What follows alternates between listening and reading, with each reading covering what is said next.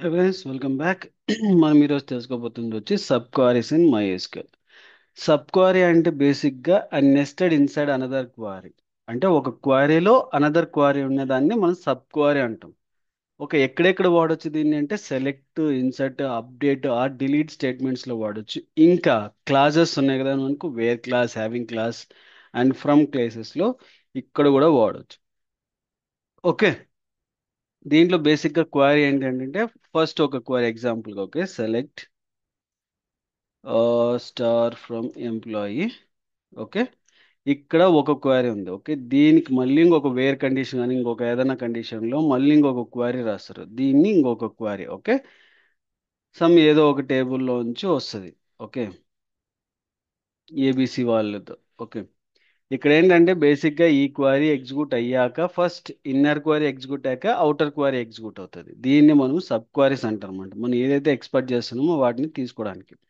దీంట్లో types of queries కూడా ఉన్నాయి. ఓకే, ఏంటి ఆ టైప్స్ అంటే scalar sub query, okay, row sub query and table sub query and correlated sub query. Okay, these are the four different kinds ఉంటాయి. Scalar sub query అంటే return a single value, ఏదైనా సరే single value ఇస్తుంది అనమాట. రో value అంటే ఒక complete రోని return చేస్తుంది. స్కేలార్లో వచ్చి ఏం చేస్తుంది, సింగిల్ వాల్యూని రిటర్న్ చేస్తుంది. రోలో వచ్చేసరికి కంప్లీట్ రోని రిటర్న్ చేస్తుంది అనమాట. కంప్లీట్ ఒక సింగిల్ రో, కంప్లీట్ సింగిల్ రోని డిఫైన్ చేస్తుంది. ఇది వచ్చి టేబుల్ అంటే మల్టిపుల్ రోస్ని, ఒక టేబుల్లో ఉన్న మల్టిపుల్ రోస్ని డిస్ప్లే చేస్తుంది. కోరిలేటెడ్ దగ్గరకు వచ్చేసరికి values from the based upon the outer query. ఇక్కడ వచ్చి బేసిక్ వాటికి ఇది డిఫరెంట్ అండి. కోరిలేటెడ్లో based on outer query, outer query based upon the outer query మనకు రోస్ ని డిస్ప్లే చేస్తుంది.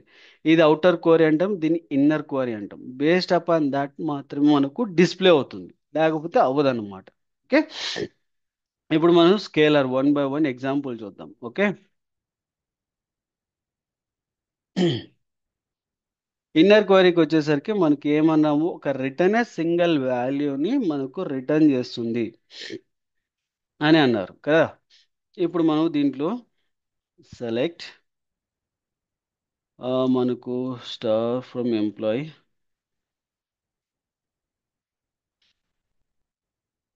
ఏమేం కాలమ్స్ ఉన్నాయి చూద్దాం. ఎంప్లాయ్ ఐడి, నేము, శాలరీ. ఓకే, దాన్ని బేస్ చేసుకొని ఇక్కడ చూద్దాం. ఓకే, ఇక్కడికి వచ్చేసరికి select name, name and salary from employee tables. Okay, ఇక్కడ కండిషన్ రాస్తున్నాను. ఓకే, ఏం కండిషన్, వేర్ కండిషన్. ఓకే, మనం ఆల్రెడీ క్లాసెస్లో కూడా వాడదామని చెప్పాను. Okay, wear salary is greater than, ఇక్కడ మళ్ళీ ఇప్పుడు ఇన్నర్ క్వరీ రాస్తాను. ఇక్కడ బేస్డ్ అపాన్ ద ఎంప్లాయీ చేస్తాను. ఓకే, ఏం చేస్తున్నాను, select AVG salary from employee table. Okay, నేను యావరేజ్ శాలరీ తీసుకొని ఆ శాలరీ ద్వారా నేను ఎంప్లాయీ టేబుల్లో ఉన్న డేటాని డిస్ప్లే చేస్తున్నాను. అది సింగిల్ వాల్యూ. ఇక్కడ చూడండి, యావరేజ్గా వచ్చి 55,000 ఏమైనా అనే యూజర్ ఉన్నాడు, ఆ పర్టికులర్ ఎంప్లాయీని మనకు డిస్ప్లే చేసింది. ఇది ఒక సింగిల్. దీంట్లో ఏంటి బేసిక్గా మనకు ఇక్కడ ఇది యావరేజ్ శాలరీని తీస్తుంది, తర్వాత దాంట్లో నుంచి ఒక నేము అండ్ శాలరీ ఉన్న ఎంప్లాయీ టేబుల్ వాల్యూస్ని రిటర్న్ చేస్తుంది అనమాట.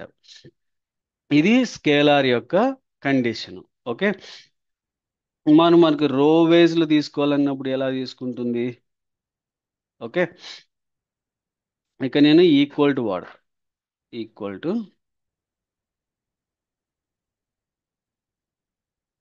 ఇక్కడ max salary from employee table. Okay,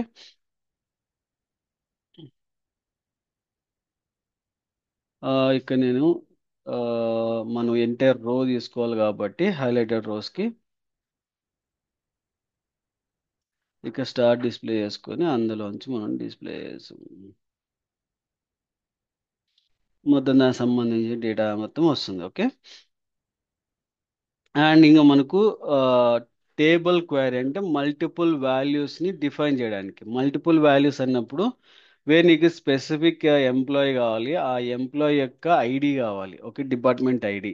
ఆ డిపార్ట్మెంట్ ఐడిలోంచి మీకు మొత్తం డీటెయిల్స్ అన్నీ కావాలి. ఓకే, దాన్ని బేస్ చేసుకొని కూడా చేయొచ్చు అనమాట. ఓకే, ఇప్పుడు వచ్చేసరికి టేబుల్ క్వైరీస్. ఇక్కడ వచ్చేసరికి నాకు నేమ్ అన్ని దానితో పాటు వేర్ డిపార్ట్మెంట్ తీసుకుంటాను. ఇక్కడ వేర్ డిపిటి ఐడి ఇన్ అని రాస్తాను. ఇక్కడ ఇన్ ఇన్నర్ క్వరీలో మనకు డిపార్ట్మెంట్ ఐడి కావాలి. Okay, not for any salary and all. ఏం చేస్తానంటే DPT ID. Okay, from employees. Okay, where name equal to ఈమా. ఓకే,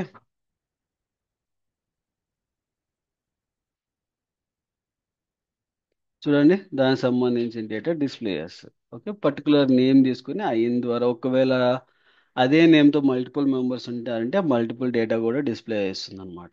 ఓకే, ఇది కంప్లీట్గా table format of table. Okay, and ఫైనల్గా వచ్చి మనకు correlated sub query. Correlated sub query అంటే based upon outer query మనకు ఇది ఎగ్జిక్యూట్ అవుతుంది. Okay, based upon the outer query మనకు ఇన్నర్ క్వరీతో మన సంబంధం లేదు. బట్ మనకి బేసిక్గా మనకు అవుటర్ క్వరీతో మాత్రమే డిపెండ్ అయి వస్తుంది అనమాట. ఓకే, ఇది కాపీ చేసుకున్నాం. ఇక్కడికి వచ్చేసరికి నేను ఈ స్టార్ అలాగే పెట్టుకుందాము. ఓకే, ఫ్రమ్ లో ఎంప్లాయీ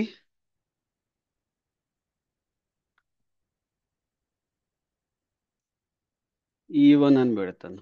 ఓకే, తర్వాత where salary is greater then and selected. ఇక్కడికి వచ్చేసరికి మ్యాక్స్ కోసం నేను యావరేజ్ తీసుకుంటా. Average salary from employee E2. Okay, employee V2 where E1 dot DPT